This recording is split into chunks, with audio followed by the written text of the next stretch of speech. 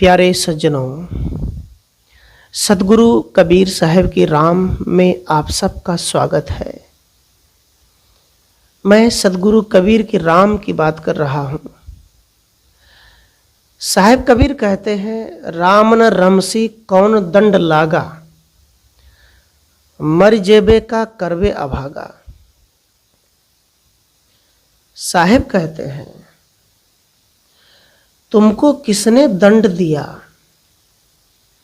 तुमको किसने बाधित किया, तुमको किसने रोका जो तुमने राम का भजन छोड़ दिया। बताओ, तूने राम को छोड़ दिया, राम को भूल गया। सब कुछ याद है, राम याद नहीं है। क्यों भूल गया? इसलिए कहा राम न रमसी। तूने अपने को रमन नहीं किया, अपने आप में खुश नहीं हुआ, अपने आप में नहीं लौटा, अपने आप को नहीं जाना, अपने आप को प्रसन्न नहीं रखा, चिंता से अलग नहीं किया, दुखों से अलग नहीं किया। साहब कहते हैं, कौन दंड दिया? और जब मर जाओगे तो क्या करोगे अभागे? साहब कहते हैं, राम का भजन करो, राम का भजन करो, नाम जप करो। नाम जप करने से मन का क्लेश शांत होता है। नाम जप करने से आदमी का चित्त स्थिर होता है। नाम जप करने से आदमी को स्वतः शांति प्राप्ति होती है। नाम जप। सज्जनों, जप का मतलब, कोई आदमी शराब पीता है, उसको याद बार बार आते हैं, उसका जप करता है। और शराब की जप करने वाला आदमी का जिंदगी नरक हो जाते हैं। जाप तो कर रहा है, लेकिन जिनकी उनकी आदत है उनकी जाप कर रहा है। कोई आदमी अपने पत्नी से अधिक प्रेम करता है तो पत्नी की जाप करते हैं, मेरी पत्नी सुंदर है, हमेशा उनको याद रखते हैं, कब खिला दूं, कब पिला दूं, कब सुला दूं, है ना, कौन सी दवाई ला कर दूं, कौन से कपड़े ला कर दूं। इस प्रकार से उनकी चिंता करते हैं, क्योंकि प्रेम करता है और उनका वो जाप करता है। एक पति यदि पत्नी की जाप करे तो दोनों का प्रेम गाढ़ हो जाता है, मतलब प्रेम गहराई हो जाते हैं। पत्नी यदि पति का जाप करे, दोनों में सुंदर व्यवहार हो जाता है। इस प्रकार से माता पिता पुत्र एक दूसरे की याद रखे, वो जाप है। सज्जनों, यहाँ साहेब कहते हैं, ये बताओ, संसार में आकर के जन्म लेकर के मानव तन पा करके तूने अच्छाई को छोड़ दिया, बुराई को प्राप्त कर लिया, सत्संग छोड़ दिया, अच्छे संग छोड़ दिया, ज्ञान भक्ति संस्कार को भूल गया, प्रेम की भाषा को भूल गया। क्या हुआ? कौन दंड दिया? तूने राम को छोड़ दिया। क्यों छोड़ा? साहेब कबीर कहते हैं, राम का भजन किए बिना तुम्हारा कल्याण नहीं हो सकता है। राम का भजन करो। साहेब कबीर तो अपने बीजक में 250 बार राम का जाप करवाते हैं। वो कहते हैं कि राम का जाप करो, लेकिन साहेब कबीर अलग एक राम की कल्पना जिन्होंने संसार के लोग किए हैं, उनका विरोध भी किए हैं। तो साहेब कबीर अंदर की राम की बात किए हैं। फिर साहब कहते हैं, कोई तीर्थ कोई मुंडित कैसा, पाखंड मंत्र भरम उपदेशा। सदगुरु कहते हैं, कोई तीर्थ में गया, कोई मुंडन कर दिया, बाल छील दिया, कोई दंडवत गया, कोई चप्पल खोल कर गया, कोई लेट कर गया, लकीर मार कर गया, भूखे गया, अन्न जल त्याग करके गया, मन में कोई आशा लेकर गया। साहब कहते, ये कैसा तुम्हारा तीर्थ है? पाखंड मंत्र भरम उपदेशा। साहब कहते हैं, पाखंड मंत्र भरम उपदेशा, है ना। पाखंड मंत्र, वो मंत्र जिस मंत्र से तुमको डर लगता है, वो मंत्र जिस मंत्र से तुम हमेशा डरे रहते हो, दुखी रहते हो, साहब कहते ऐसा उपदेश क्यों तुम सुनते हो, ऐसा मंत्र तुम क्यों सुनते हो, मत सुनो। तो साहब कहते तीरथ याद रखना, तीरथ गए तो एक फल, संत मिले फल चार, और सदगुरु मिले अनेक फल, कहें कबीर विचार। साहेब कबीर कहते हैं तीर्थ में गए तो एक फल की प्राप्ति हुई, थोड़ा मन का मनोरंजन हो गया, दुनिया देख लिए, थोड़ा घूम लिए, स्थान की पता चल गई, बस। संत मिले फल चार, साहेब कहते जब संत मिलते हैं, अच्छे संत मिलते हैं तो चार फल की प्राप्ति होती है, अर्थ धर्म काम मोक्ष। याद रखना, सत्संग में जाते हैं तो पैसे कमाने की कला सीखते हैं, धर्म को जानते हैं, है ना। कपड़े वाला धर्म, टीका चंदन वाला धर्म, कंठी माला वाला धर्म मेरा हिंदू धर्म, मुसलमान धर्म, सिख धर्म, चमार धर्म, ठाकुर धर्म, यादव धर्म, ये धर्म नहीं। साहेब कबीर धर्म अलग बात करते हैं। धर्म जो धारण करने योग्य है, जो प्रेम को धारण किया, करुणा को धारण किया, एकता को धारण किया, दया को धारण किया, पत्नी को क्षमा कर दिया, पति को क्षमा कर दिया, पति से बड़ा बड़ा गलती हो जाते क्षमा कर दिए, ये स्वभाव है। जो सद्गुण है, सदगुरु कहते हैं जैसे पानी में गुण है, पानी को खौला दीजिए, आग में डाल दीजिए, तब भी आग बुझ जाएंगे। क्यों? क्योंकि पानी का धर्म है बुझाना। हर चीज अपने अपने धर्म पर है, तो हम मनुष्य होकर अपना धर्म क्यों भूले। सज्जनों, किसी ने कहा चोटी बढ़ा लो, टिक, हिंदू टिक रखते हैं चोटी, मुसलमान नीचे में दाढ़ी रखते हैं, अर्थिंग, है ना, इसका एरियल है। याद रखना, ये दोनों धर्म नहीं है, ये तो तुम्हारा पाखंड है, बाल काट दो फिर आ जाएंगे, ये क्या ये धर्म है? तुम्हारा स्वभाव धर्म है, तुम्हारा विचार धर्म है, तुम्हारी आचरण धर्म है। तुमने जो धारण किया, बच्चे थे बीड़ी नहीं पीते थे, तंबाकू नहीं खाते थे, शराब नहीं पीते थे, झूठ नहीं बोलते थे, कपट नहीं करते थे, मारपीट नहीं करते थे, उस समय वो धर्म में था। जैसे जैसे बड़ा हो गया, बाहर का ब्राह्मण वाला धर्म बन गया, असली धर्म भूल गया। सज्जनों, तो साहेब कबीर कहते हैं धर्म, तो धर्म, असली धर्म सत्संग से पता चलता है, जो धारण किया जाए, जो अच्छी चीजें धारण करना, वही धर्म है। तो अर्थ धर्म काम मोक्ष, काम मोक्ष सांसारिक जीवन में आना, माया मोह में आना, और उसे निकलने के बाद फिर मोक्ष की प्राप्ति करना, मोक्ष में जीना, मुक्ति प्राप्त करना, और जिंदा में मुक्ति प्राप्त करना। साहिब कबीर तो ये कहते हैं। फिर कहते हैं विद्या वेद पढ़ी करे हंकारा, अंत काल मुख फाके छारा। सदगुरु कबीर कहते विद्या वेद, विद्या वेद कौन पढ़ता है? ब्राह्मण। पोथी पढ़ पढ़ जगमुआ, पंडित हुआ न कोई, ढाई आखर प्रेम का पढ़े सो पंडित होए। सदगुरु कबीर कहते हैं पोथी पढ़ लिया, पुराण पढ़ लिया, कहा मैं पंडित हूं, है ना। पोथी पढ़ पढ़ जगमुआ, पंडित ब्राह्मण पोथी पढ़ते पढ़ते जग से मर गए। लेकिन साहिब कबीर कहते असली पंडित कोई नहीं बन पाया, कोई नहीं हो पाया। और ढाई आखर प्रेम का पढ़े सो पंडित है। ढाई आखर का मतलब क्या होता है ना। अब ढाई क्या है भाई?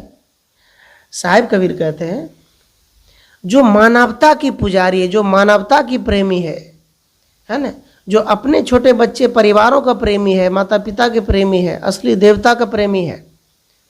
बेचारों, आपका लेटरिन कौन साफ किया? जब आप बच्चे थे आपकी माँ ने। आपको पढ़ने का पैसा कौन दिया? आपके माँ बाप ने। जमीन किसने दिया? माँ बाप ने। कपड़े कौन दिया? माँ बाप ने। भोजन कौन दिया? माँ बाप ने। आपका 1 साल तक आप चल नहीं पाते थे, आपको उंगली पकड़कर चलना सिखाया किसने? माँ बाप ने। तो असली देवता ये है, तो नकली कौन? आज तक आपको किस देवता ने कहा कि देखो इस रास्ते से जाओ, अच्छा रास्ता है? कौन कहा? किस माता ने कहा? बताओ। कोई कहा 33 कोटि देवता मानते हैं, कोई 56 करोड़ मानते हैं, है ना। कितने देवता ने आपको रास्ता बताया, किसने देवता ने आपको कलम पकड़ा दिया, किसने कहा कि जाओ कुछ कर दो, एक सुई बना दो, बना पाया? नहीं बना पाया। भगवान अपने मंदिर खुद नहीं बचा पाते। भगवान अपनी मंदिर बनाना पड़े तो समाज के लोग बनाते हैं, पैसा जमा कर बनाते हैं। भगवान कहाँ बना पाते हैं? आज तक किसी को डॉक्टर इंजीनियर नहीं बना पाए। क्या बात करते हो? तो सदगुरु कबीर क्या कहना चाहते हैं, है ना। वो कहते हैं पंडित केवल 3% ब्राह्मण नहीं, जो 97% को आज उंगली पे नचा रहे हैं हिंदू को। कबीर साहब कहते हैं पंडित अर्थात ब्राह्मण वो हर व्यक्ति है जिसने स्वयं को जान लिया, है ना। ब्रह्म जनति ब्रह्मणा, है ना। वो कहते हैं ब्रह्म जनति ब्रह्मणा, अर्थात जो स्वयं को जाना, जिसने स्वयं को जगाया, स्वयं को होश में लाया, है ना। वो जान गया कि मेरे में शक्ति रहेगा, मेरे शरीर में ताकत रहेगा, मेरे शरीर अच्छा रहेगा, रोग मुक्त होगा, तभी तो मैं खुशी रहूँगा, सुखी रहूँगा। बीमार है, दुखी है, परेशान है, चिंता में है, क्यों? कारण है कुछ, कारण खोजो, उसको मिटाओ। तो साहेब कबीर कहते हैं हर एक व्यक्ति वो है जो पंडित है। आप स्वयं तिलक लगाओ, आप स्वयं पुजारी बनो, अपना पुजारी स्वयं बनो। सज्जनों, साहेब कहते हैं आप अपने घर में कबीर साहब की तस्वीर लगाओ। मैं ये आदेश दे रहा हूँ।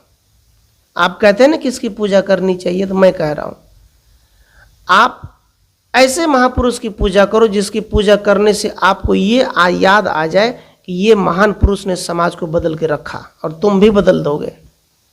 कबीर साहब की तस्वीर आप अपने घर में लगाओ, वहाँ आप शाम के समय दीपक जलाओ, है ना। दीपक जलाने के बाद आसन लगाओ और उस आसन पर बैठो और आंखें बंद करो।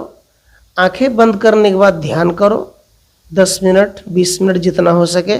ध्यान के बाद आप थोड़ा सा पाठ करो। कबीर साहब की कोई ग्रंथ है, किताबें हैं, तो उसको पढ़ो, अध्ययन करो, चिंतन करो, पाठ करो, पढ़ो।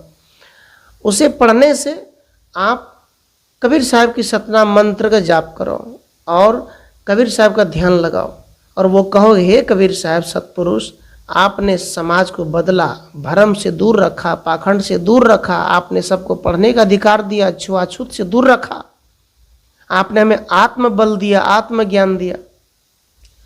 आपके ज्ञान से भक्ति समय भूत प्रेत चुड़ैल डायन सब भाग जाए, ऐसा आप मंत्र जाप करो।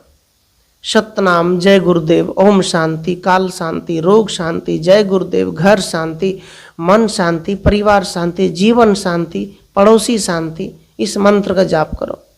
सज्जनों, सदगुरु कहते हैं इस तरह से पूजा करो, है ना।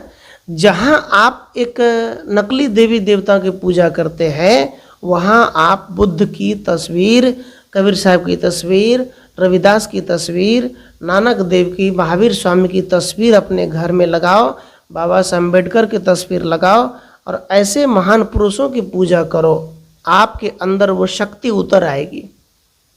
सच मानो, आप जिस देवता की पूजा करते हो उसके बारे में जान तो लो, उनकी कौन सी किताब है, कौन सी इतिहास पुराण है, जान तो लो। कुछ नहीं है, ब्राह्मण ने बना दी, कहा इस देवता ने क्या किया, वहां जाकर हजारों बरस तपस्या किया। 1000 बरस कौन करता है भाई? 70-80 पहले 100-150 बरस जीते थे, लेकिन 1000-100 बरस कौन जीता है ना। एक से एक कल्पना कर दी है भगवान के नाम से। 4 हाथ वाले, 10 हाथ वाले, 20 हाथ वाले, इतने गर्दन वाले, उल्टे चलने वाले, क्या है? अपने मुख से समुद्र सोख दिया। ये कोई देवता है क्या? कबीर साहब कहते 2 हाथ 2 पैर सही आदमी तो कमाल करता है, इतने देवता तो कमाल नहीं किया। इस प्रकार से साहब कहते हैं विद्या वेद पढ़ी करे अहंकारा। अहंकार में विद्या और वेद पढ़ करके साहब कहते हैं अंत काल मुख फाके छारा। आपे खारी खात है बेचत फिरे कपूर। साहब कबीर कहते हैं ऐसे ब्राह्मण पंडित मौलवी अपने तो दुख पाते हैं, लेकिन दूसरे के लिए कहते मैं तुमको मुक्ति दे रहा हूं, तुमको स्वर्ग दे रहा हूं, तुमको मैं युक्ति बता रहा हूं। क्या बताओगे? तो साहब कहते हैं वेद पढ़ना केवल ब्राह्मण नहीं, तुम भी पढ़ सकते हो, तुम भी जान सकते हो स्वयं को। तुम भी दुखित सुखित है कुटुंब जो आवे, मरण काल एक सर दुख पावे। साहब कबीर कहते हैं कर्म की जो मार है, सुख दुख हानि लाभ, है ना, अपने कर्मों को सुधार नहीं लेंगे तो कहते मरने के समय एक सर दुख पावे, एक वही दुख तुम्हारे सामने खड़ा हो जाएगा। तूने दुनिया के लिए बटोरा, तूने दुनिया के लिए खूब जमा किया, है ना। याद रखना, एक दो प्रकार का धन होता है, बाहर का धन कमाओ, लेकिन घर का धन है सासू के साथ प्रेम, बहू के साथ प्रेम, पति के साथ प्रेम, पत्नी के साथ प्रेम, एक दूसरे का मिलान और पुत्र संस्कारी। साहब कहते हैं ये धन हमारे घर का धन है और इस धन से परिवार सुंदर होता है, परिवार अच्छा होता है। तो कबीर साहब को तो कहे कबीर यह कली है खोटी, जो रहे करवा सो निकरे टोटी। टोटी का मतलब, करवा का मतलब, आप जिस टंकी में पानी जो भर देंगे या फिर गंदगी हो तो टूटी खोलेंगे तो क्या निकलेगा? गंदगी निकलेगा। इस प्रकार से आपका मस्तिष्क टंकी है,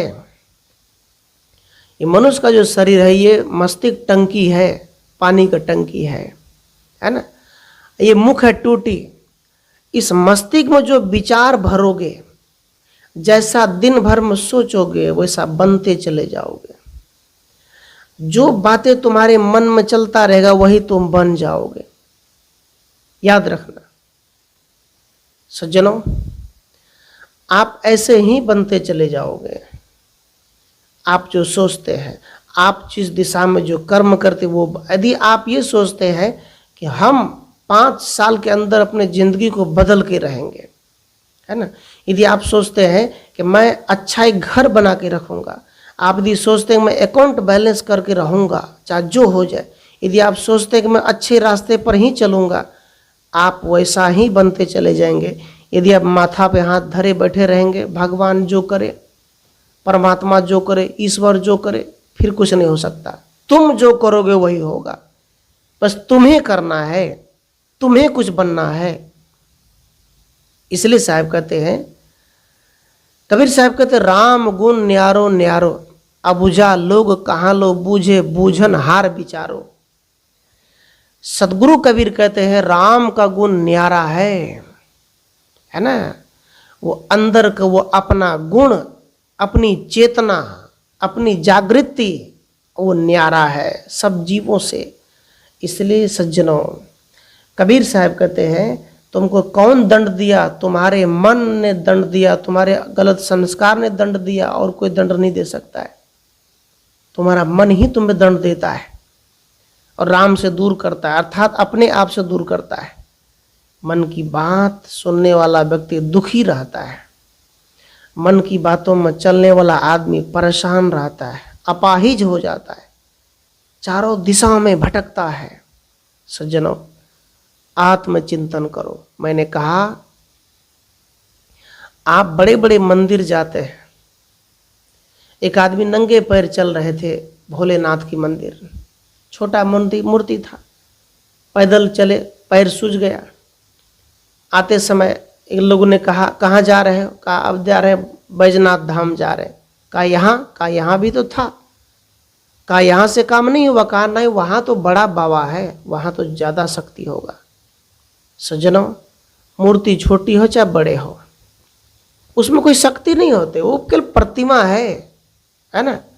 लेकिन आप सदगुरु संत की प्रतिमा यदि आप अपने घर में रखते हैं और अपने बच्चों को सिखाते हैं कि यहाँ ध्यान करो, यहाँ दीप जलाओ, यहाँ आरती करो, यहाँ बैठो, थोड़ा सा भजन पाठ करो, कुछ भजन गुनगुना लो, याद रखना आपके बच्चे के मस्तिष्क पर सीधा असर पड़ेगा।